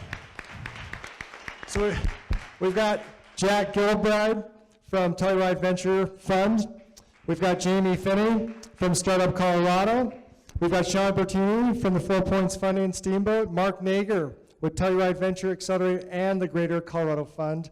And last but not least, Corey Finney with the Greater Colorado Fund. And now I'd like to actually invite Mark and Jamie up to the stage. And Angelina, if you wouldn't mind giving them the mic. Please, gentlemen, come on up this way.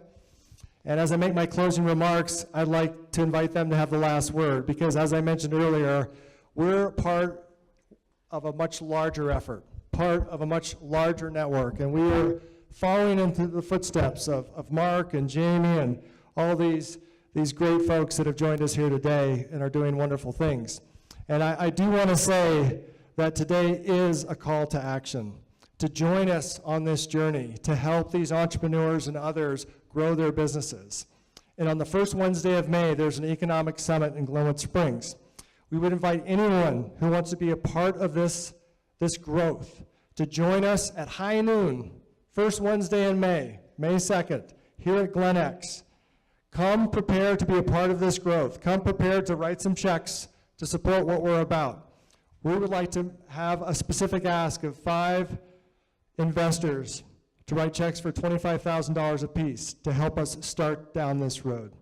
And we thank you for your efforts, and we thank you for your interest. And again, Mark, Jamie, if you could give us a few last comments about what's happening on the state level, I'd be grateful. Great. We're standing between you, your families, and the weekend. So thanks again to the entrepreneurs. You guys are the reason we are here and the reason we get to do this work. Real quick, just want to set the context for what all of this is a part of in the nation. How many counties are there in the United States? Anybody know? 4,500? 3,007. How many of those counties do you think attributed to 50% of all economic growth since the last recession, 2008, 2009? 20 counties, 20. That's down from the early 90s. It used to be 120. We are seeing the concentration of wealth and economic growth in this country get even smaller and smaller. Rural America is being left behind.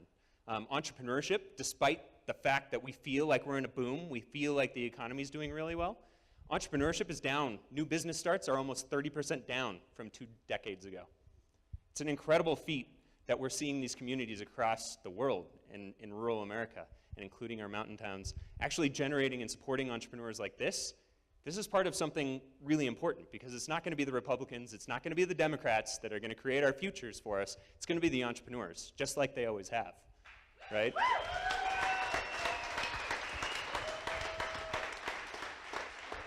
So through our work with Telluride Venture Accelerator and through our work with the Greater Colorado Venture Fund, I think we're lucky enough to try and take a different approach to supporting entrepreneurs.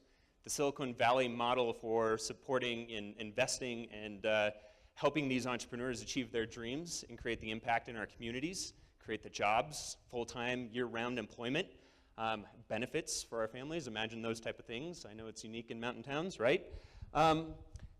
It really is going to come down to a new approach. It can't be the standard approach. So we're trying to flip the model a little bit, take a little bit of a different lens to this. So we have, with Greater Colorado Venture Fund, a $9.1 million fund granted to us by the state, initially at least, and over the next 5 years, we're going to be making at least 50 investments, average check size of about $150,000 through traditional equity as well as some alternative capital structures, such as revenue-based financing. This isn't about creating the next Facebook. We all see how that's working out right now, right? This is about creating the entrepreneurs that create the jobs, that support your neighbors, that support these communities, that make these places that we want to live, and we want our future generations to inherit. So anyway, thanks again. I'll turn it over to Jamie.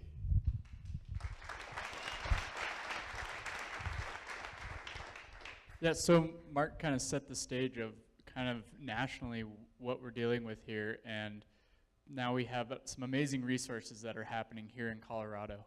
Colorado provides this unique opportunity where really the nation is looking at us because we have the ability to fill a room here in Carbondale, Colorado to support local entrepreneurs, and this doesn't happen anywhere else. So give it up for yourselves, really.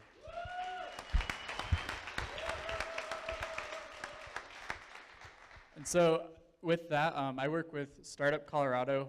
We are proud to be supporting GlenX tonight, and so Startup Colorado is a state nonprofit, and we focus on building the entrepreneurial capacity of our communities like Carbondale. And our work is unique in the fact that we have, like I mentioned, the nation watching and the state that is getting behind this moment where we can really take what's happened on the Front Range, these entrepreneurial booms, and we can prove that it's not just a Front Range phenomenon, but it happens all across the state. The real way we do that as Startup Colorado is by supporting the community leaders like Mike, like Altai, like Ty, like Justin, like Dave, a lot of the people here in the room tonight who are the ones that they're the hubs of the spokes to support the entrepreneurs who are the ones that are really going to create the future for our communities. We're really proud to be here. I'll always look for more excuses to come back to the Roaring Fork Valley. Thanks for having us, and most of all, thanks to the GlenX folks, because they're the ones that are going to be leading the charge for your community, and I urge you to pick their brains, ask how you can get involved, and get behind them. Thanks. Hey, Mike. Yeah. Maybe one thing I'd like to do is really quick. I want to challenge every single person in the room. When you walk out of here tonight, over the weekend, think about it, but next week, every single person in the room, do one thing. That's my ask, my challenge. One thing for at least one of these entrepreneurs, whether that's thinking about writing a check, taking a meeting, making an introduction, mentoring them, do one thing. If everybody did that, think about the momentum that you're going to create out of a few hours on a Friday afternoon and the incredible work that all of them have put into this. So my challenge. Thank you, Mark. Yeah. So on behalf of myself and Altai, my partner in this endeavor, and our entire GlenX team, go have some fun.